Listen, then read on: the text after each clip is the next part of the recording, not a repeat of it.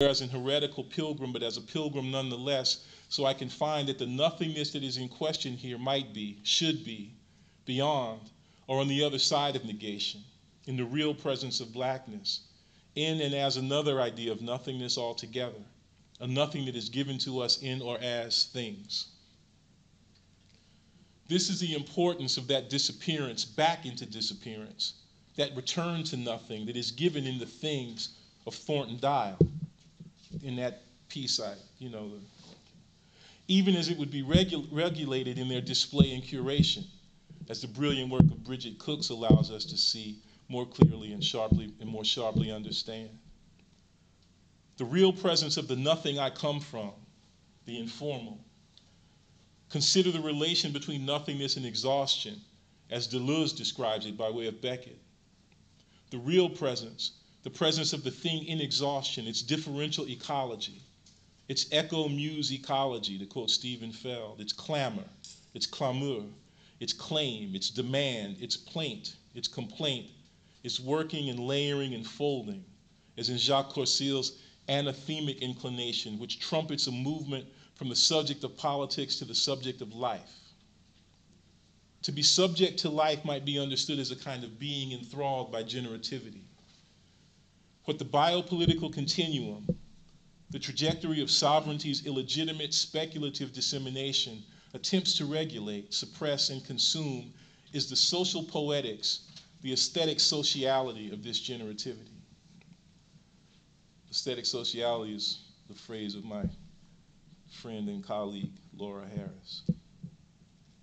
The care of the self, which can be figured as a kind of dissident movement of the set of the self's various technologies, is part of the history of sovereignty as surely as the biopolitical deconstruction of sovereignty is an extension of that history.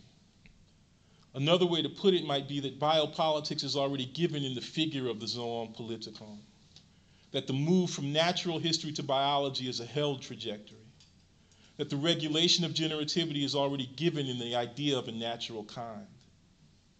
Teleological principle, which is meant to disrupt and disable the catology that accompanies biopolitics, reestablishes its ground and impetus, which is sovereignty. This asserts something that has to be worked through, the relationship between teleological principle and sovereignty, which will be established not by way of recourse to God as sovereign creator, but by way of an appeal to transcendental subjectivity as a kind of manager of an original creativity or generativity.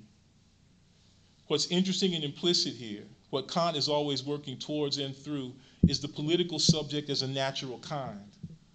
The political subject as the subject of natural history. Natural history as a field that is presided over by the political animal. The mobile hold and block chapel of Pigeon, the little Negro's church and logos and gathering. This gathering in and against the word, alongside and through the word, and the world as hold, manger, wilderness, tomb, upper room, and cell. There is fantasy in all of these, which makes you wonder what happens when you put your fantasy on hold, when what is seen and sung of being unheld is at once not held onto and not passed on. Insofar as I'm concerned, by way of a certain example to which Professor Sexton appeals in order to explain the difference that lies between us, with what surrounds, with what the nature is of surrounding and enclosure, I am also of necessity concerned with the relation between the inside and the outside, the intramural and the world. The difference that is not one is, for Professor Sexton, a matter of ontological reach. He thinks of that difference as set theoretic, a matter of calculating over infinities with the understanding that the infinity of social death is larger, as it were, than that of social life. I just read that and I'm almost 75% convinced that that's actually wrong, but I got to keep going now. That's horrible. That the world is bigger than the other world, the underworld, the outer world of the inside. So, when you talk about social death looming over social, it seems like you're saying it is bigger, right? But actually, I don't think he's actually saying that, is he? He's not really saying that, is he? I don't think he's really saying that.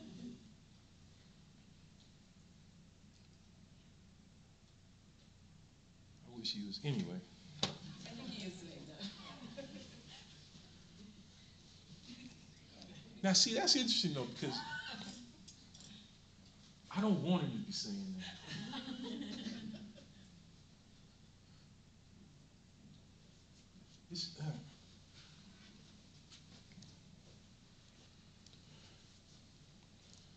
Oh, well.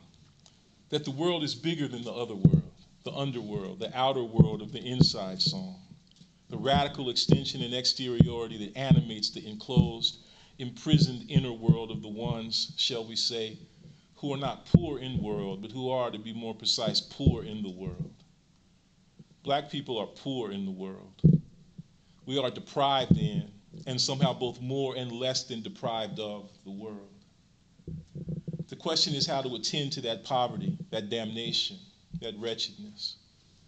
I invoke Heidegger's formulation regarding the animal, that it is poor in world, up against the buried contour of his question concerning the way that technology tends toward the displacement of world with a world picture, in order to make the distinction between the animal status and our own, which some might call even more distressing. What is it to be poor in the world? What is this worldly poverty, and what is its relation to the otherworldliness that we desire and enact, precisely insofar as it is present to us and present in us? This worldly poverty is characterized by Professor Sexton as attenuated ontological reach, but to say this is tricky and requires care. Poverty in this world is manifest in a kind of poetic access to what it is of the other world that remains unheard, unnoted, unrecognized in this one. Whether you call those resources tremendous life or social life in social death or fatal life or raw life, it remains to consider precisely what it is that the ones who have nothing have. What is this nothing that they have or to which they have access? What comes from it? And how does having it operate in relation to poverty? At the same time, for Professor Sexton, recognition of this attenuation, which marks the fact that the tone world is, as it were, surrounded by the deaf world, is already understood to indicate possession, as it were, of ontological reach.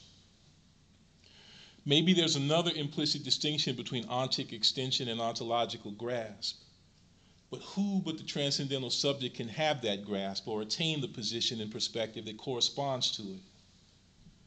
At the end of his career, when his own attainment of it is radically called into question, Husserl speaks of this exalted hand-eye coordination as the phenomenological attitude. A few years earlier, when his career was much more near its fullest height, and he could claim to be the master of all he surveyed, modestly, on the outer edges of his work, under the breath of his work, in a way that demands a more general attunement to the phenomenological whisper, Husserl speaks of it in these terms.